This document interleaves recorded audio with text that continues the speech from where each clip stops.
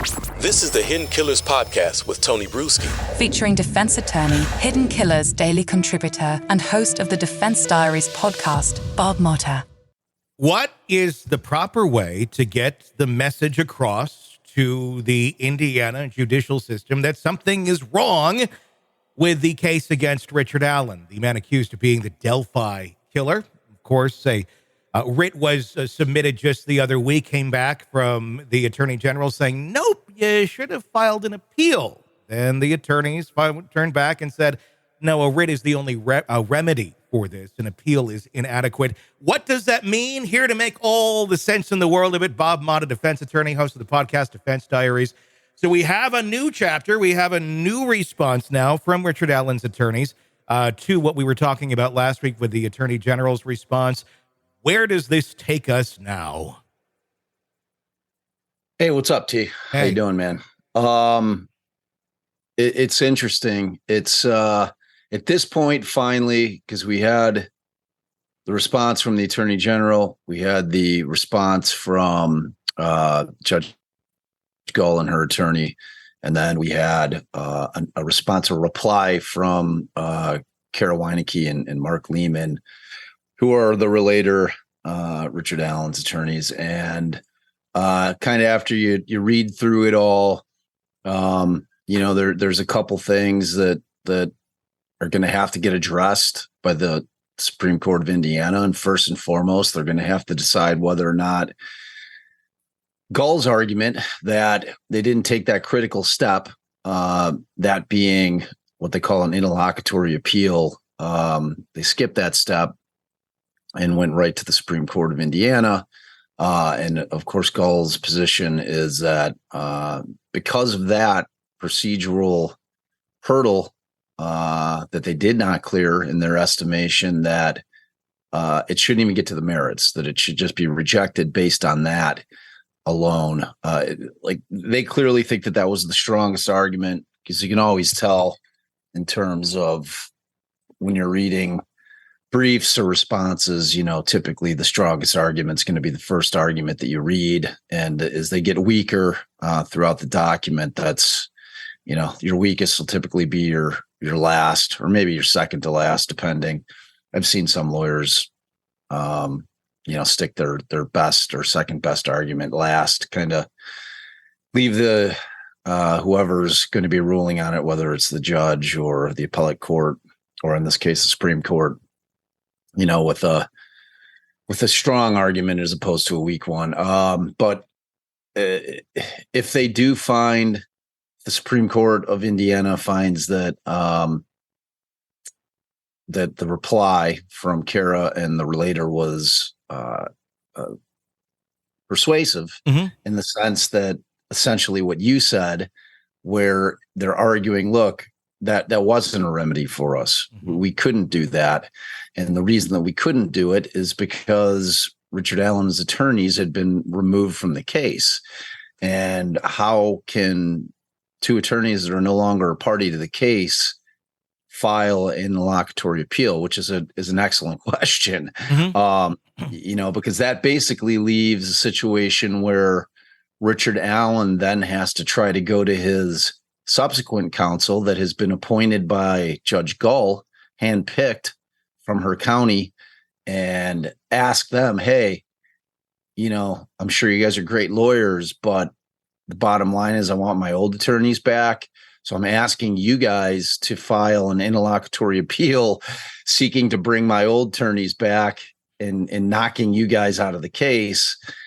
And just the concept of that is kind of hard to grapple with, because, we can't pretend that this type of case isn't a career maker. No matter how long you've been trying cases, you get a case like this, that's this high profile, where you potentially have an actually innocent client in a case that's this high profile. It's a big case, it's the kind of case that defense attorneys want to get, and they're not going to be, very excited or willing to knock themselves off the case, because ultimately, that conflict for those attorneys is real. because they have to do what their client wants them to do. Sure. I mean, at the end of the day, I think that it would be a big ask, but it would be something that they would have had to have done, at least theoretically. Whether or not they would have said, oh, well, we just don't have time to do it.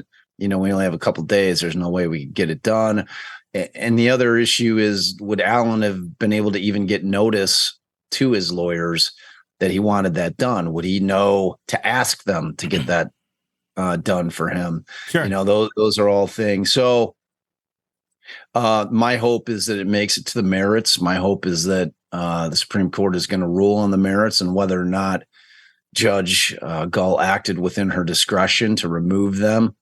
If her discretion and what she viewed as that gross negligence thing that she used, if what she claims amounted to that, and if it did, in their estimation, does it outweigh Richard Allen's right to counsel, his Sixth Amendment right to choose his own counsel? So those are the things that are ultimately going to get ruled on. But hopefully we get to it, because ultimately what will happen is if they kick it back and say, well, you guys, you did skip that one, what they call condition precedent by, not by failing to file that interlocutory appeal. So we're not going to even get to the merits of the case, and they kick it back. Then, Richard Allen's stuck with his two attorneys. Can they go backwards? Can they go backwards and do the interlocutory appeal at this point, or because they skipped that step, is it like null and void? Can they make a corrective action here at this point? Well, I had suggested to Kara, the attorney, because I've been trying to help them, as a member of the defense bar, at least. And also, since I've been present at all the hearings, to try to supply them with information in terms of what have I observed and things of that nature at the hearings. And, we brought that up to her. Do we think that it might be a good idea just in case, and we had given her, that concept of possibly doing that prior to Gull's response being filed, because we had kind of foreseen that might be the argument that they would come with. And their feeling was that they felt pretty comfortable with their argument that was not an available remedy to them, being the interlocutory appeal, for the reasons I basically just stated, and that their fear was that if they did go and file that, and it would have had to have been within 30 days of the final order, or once they get a certified copy of the order, because they have to request that. And basically Gull has to agree to it, meaning that Gull would have had to have agreed to an interlocutory appeal being filed. So, I mean, is it possible that she could have said, nah? I think that she probably would have agreed to it, because that would have been a bad look for her, had she declined to basically push that thing through to the appellate court, because that's one of the necessary steps, is that the trial court judge has to basically say, okay, I'm in agreement to it, or with it, and send it up.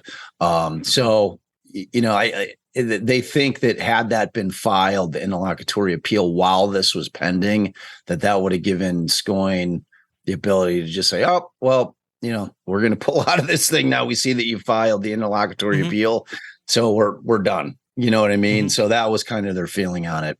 Now, if you're asking, like, moving forward, it then becomes a timing issue. Because they've got, like I said, 30 days to get, their notice of appeal on file, or get their appeal on file. And obviously from the 31st of October or November 1st would technically have been the 30th day. They might have an issue with the timing of it at this point. Want to listen ad-free? Want advanced access to all of our interviews before anyone else?